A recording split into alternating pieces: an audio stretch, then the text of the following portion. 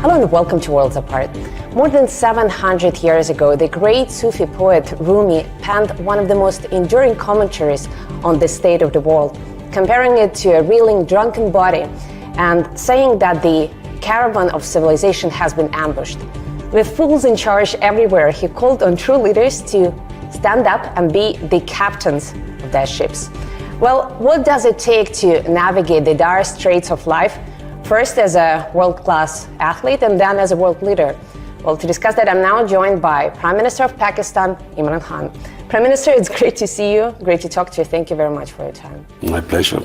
Now, I began with this somewhat verbose introduction, first because I know of your interest in Sufism, and more importantly because I think your whole life in politics and before that is a very colorful and I think very authentic illustration of following your heart's desires, which was very central to Rumi's teachings and the teachings of other mystics. You're going to turn 70 this year. What keeps you powered? Well, let me say one thing. When a human is born, within him, he's trying to look for God. And this is a constant journey towards God. A lot of people, unfortunately, never ask the two questions. They never ask themselves, what is the purpose of existence? And what happens to me after I die? But whenever they ask these questions, it takes them towards God. The only way you can have the answer to this question, the purpose of existence, what happens to us when we die, is in religion.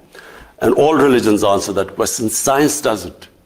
So the two ways of existence, one is the spiritual and the other is the material. And for me, if you are on the spiritual road, then you will always be looking for how you can face your God after you die, that you have fulfilled your responsibility as a human being. And our responsibility as a human being is, the more God gives us, the more responsibility we have to lift, to help other human beings. Well, let's talk about this practical aspect of our lives, helping other human beings and the state of the world, which there are a lot of concerns around the world about where it's moving, many apocalyptic projections. I wonder how you feel about it, and how do you feel about Pakistan's ability to adapt to this shifting landscape?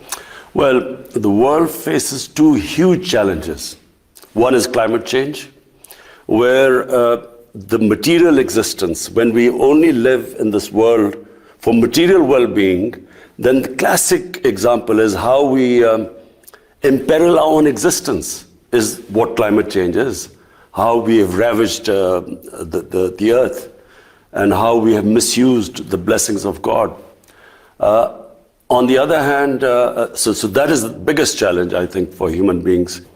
The second biggest challenge is the plunder of the developing world by the ruling elites of the developing world, where every year huge amounts of money, according to the factile channel of the Secretary General of the UN, $1.5 trillion move from illegally.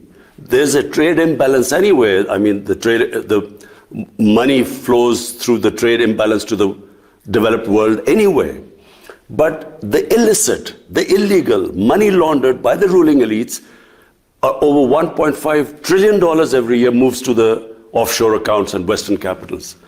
Now, this is going to have severe consequences on food, on hunger, on starvation, on imbalance between the rich and the poor.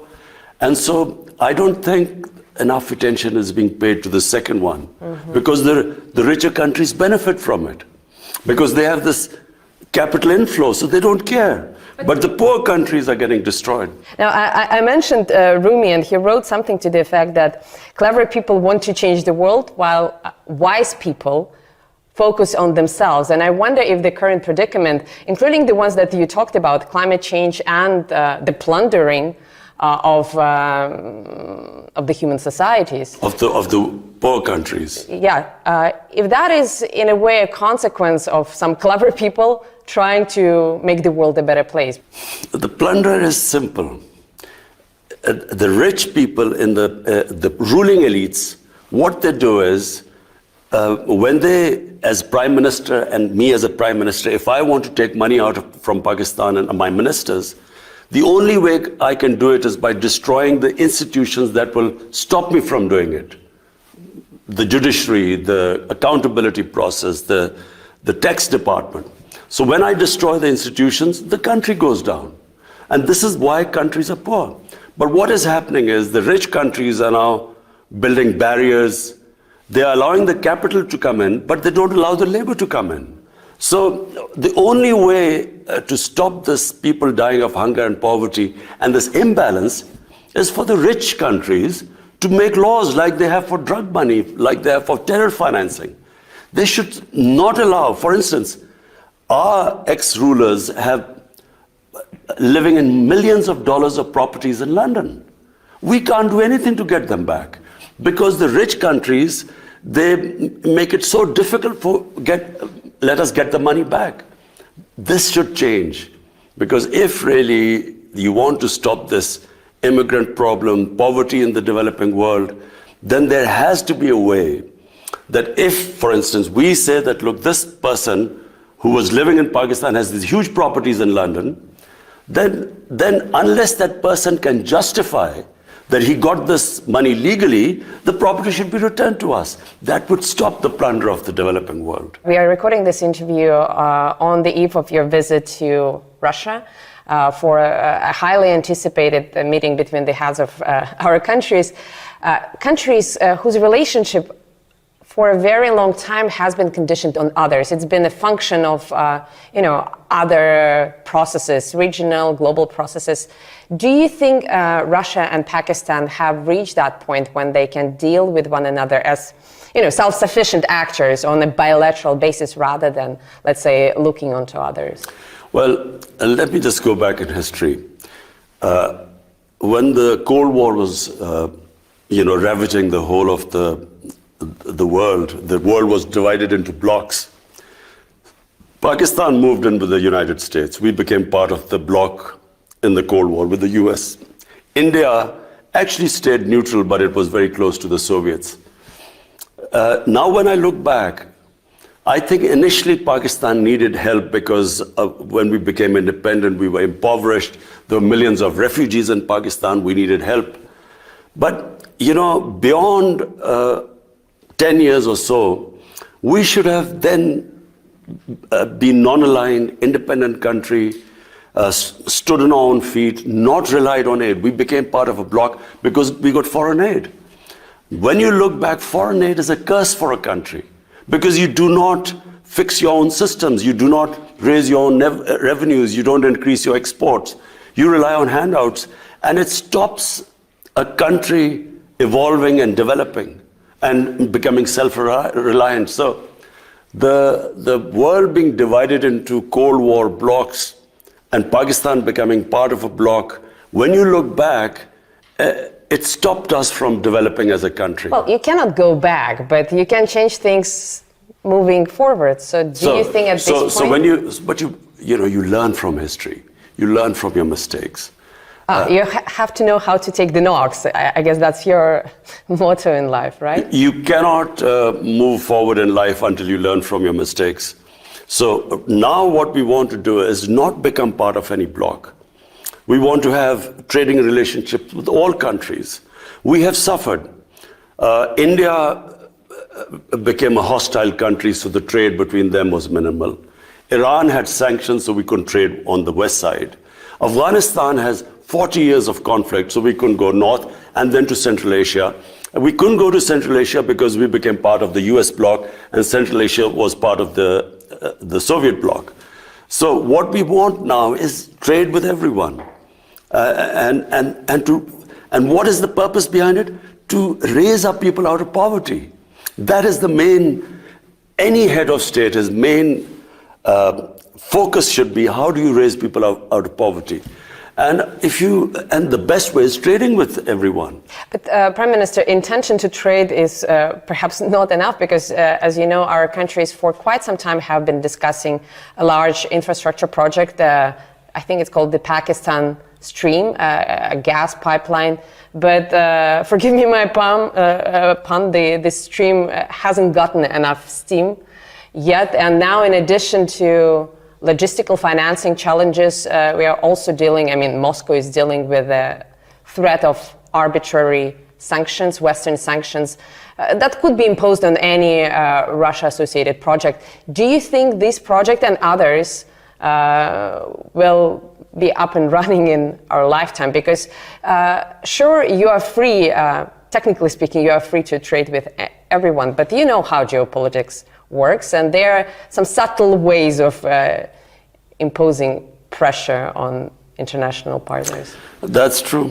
I mean, this North-South pipeline, one of the reasons it suffered was the companies that we were negotiating with turned out that the US had applied sanctions on them.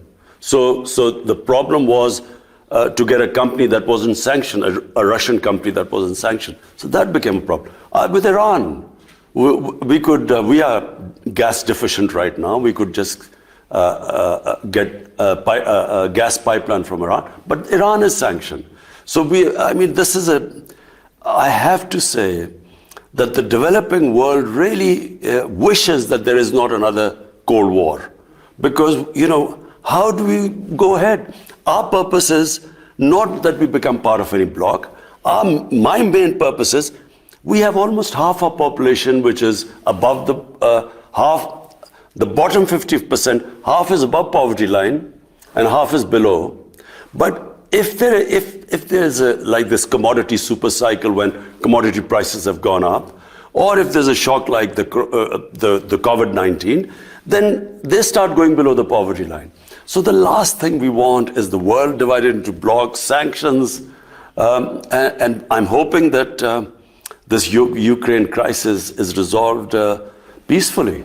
If we read reports in Western media, there's an imminent war between Russia and Ukraine on the cards, and clearly Western countries take a very oppositional, I would even say inimical view to Russia. For a shrewd politician like yourself, don't you think that it's perhaps too precarious of a time to expand Pakistan's geopolitical horizons? Well, firstly, this doesn't concern us. I mean, we have a bilateral relationship with Russia, and we really want to strengthen it. As I said, regions develop.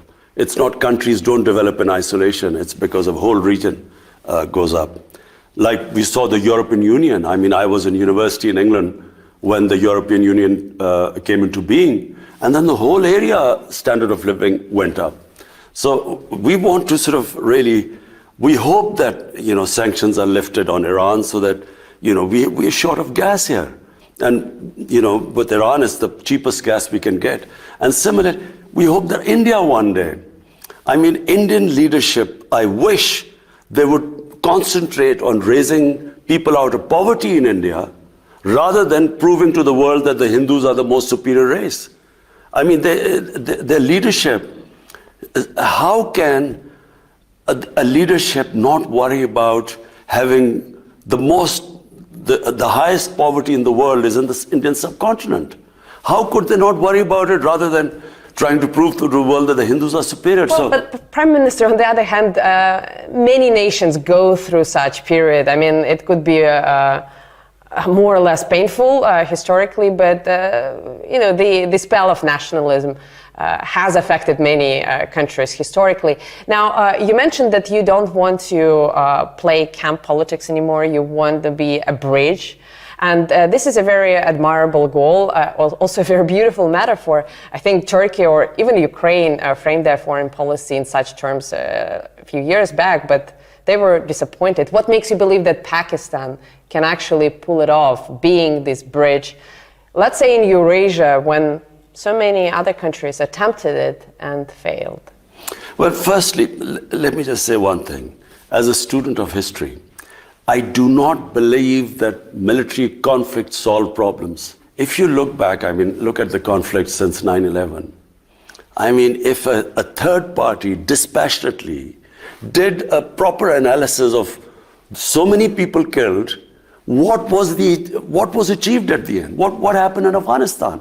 20 years of, God knows, hundreds and thousands of people dying. What was the achievement? So therefore, I'm not a believer in military conflicts. I believe that civilized societies resolve the difference through dialogues. And the countries that rely on military conflict have not studied history properly. Do you believe, on a personal or let's say on a political level, in some sense of accountability, maybe historical accountability, do you think things will change in the world so that all the great aspirations that you have could be realized without us getting very cynical? Because I hear what you're saying on an emotional level, but I have covered so many wars and I have seen so many people killed absolutely for nothing that I simply don't believe that Western leaders care about things like human lives or even development in the developing countries. I'm sorry for saying that. It's true. Most leaders, the main concern is to stay in power. So if to stay in power, there's what they call as a good war, they won't mind loss of human lives. Oh, it's a collateral damage. It's not people. It's collateral exactly. damage. As someone who looks upon the world from a spiritual point of view, I think it is insane to have a conflict with the idea of people dying and thinking that you will get more popular because of that. For instance, take this Ukraine conflict.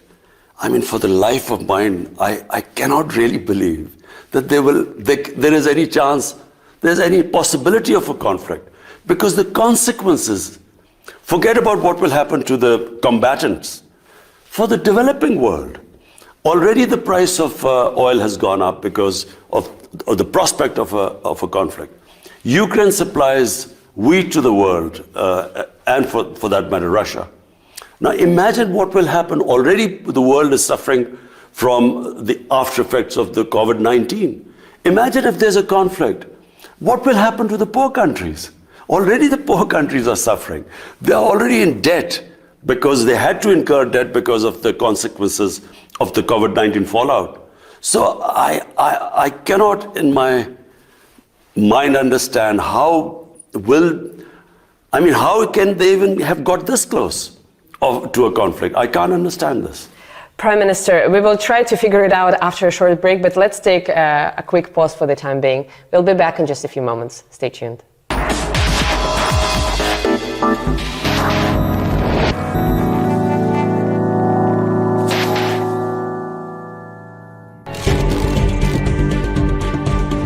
Welcome back to Worlds Apart with Prime Minister of Pakistan, Imran Khan.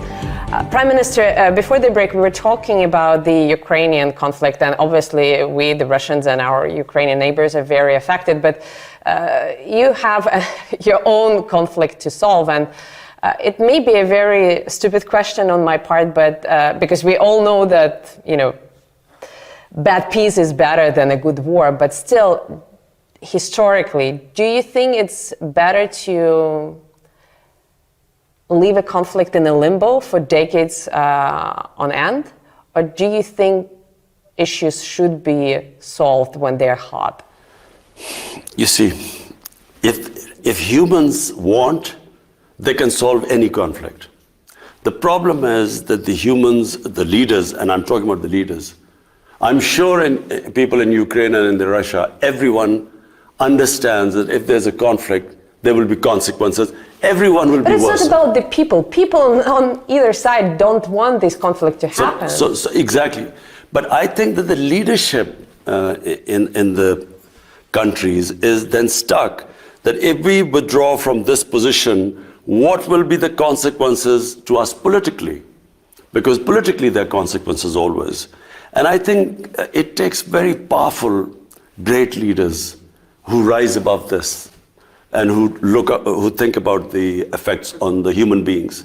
I do want to ask you about great leadership, but very quickly, I know that you have tried to deal with your mutual grievances with India over Kashmir, and I'm sure you're not satisfied with the results of those efforts. Are you going to leave that issue to your successors, or are you still hoping to try something new? You know, when my party came into power in 2018, first thing I did was to reach out to India. And I told them, you know, our only issue is Kashmir. Let's sit down on the table and resolve it. Let's have a roadmap. But I didn't realize, you know, and remember, I'm the one who knows India better than anyone because of course, cricket is a passion, you know, in the subcontinent. And because of, you know, me being captain of cricket here and sort of playing over 10 years against India, I know India better than most people. So I immediately reached out. But then I discovered, to my horror, that this is not the India I used to know, because it's been taken over by this mad ideology. It's a racist ideology, which was inspired by the Nazis. The founding fathers were inspired by the Nazis. You can Google on your phone and you can, the founding fathers praised the Nazis, racial superiority. And you see, there's a negative nationalism, there's a positive nationalism. You must distinguish between the two. I can inspire my people by saying, look, you were a great nation, let's now get back again. But if I say you were a great nation, but because of these other human communities, you could not reach the top, so shift the hatred towards them, there is always bloodshed. Prime Minister, I'm sure your counterpart in New Delhi would disagree, but if Prime Minister Modi wants to share his own views, we would be more than happy to travel to New Delhi and interview him on that. Listen, I would love to debate with Narendra Modi on TV. That would I would be love great. to talk. But you know, before we organize this debate, and by the way, RT would be happy to moderate it, me personally, but it would be so good for over 1 billion people on the subcontinent if we can resolve our differences through a debate rather than through... that would be amazing. But let me ask specifically about Pakistan, because this year marks the 75th anniversary of your country coming into being, and the figure of Muhammad Ali Jinnah still looms large with his philosophy of marrying modernity with traditional grassroots culture. And I think it's not only in Pakistan, but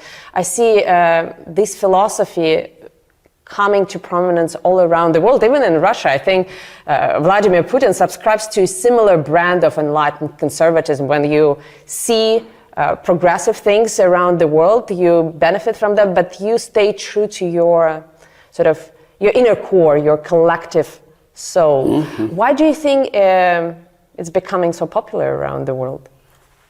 Why is it so appealing? Because whenever you try and superimpose another culture on a nation, it doesn't work.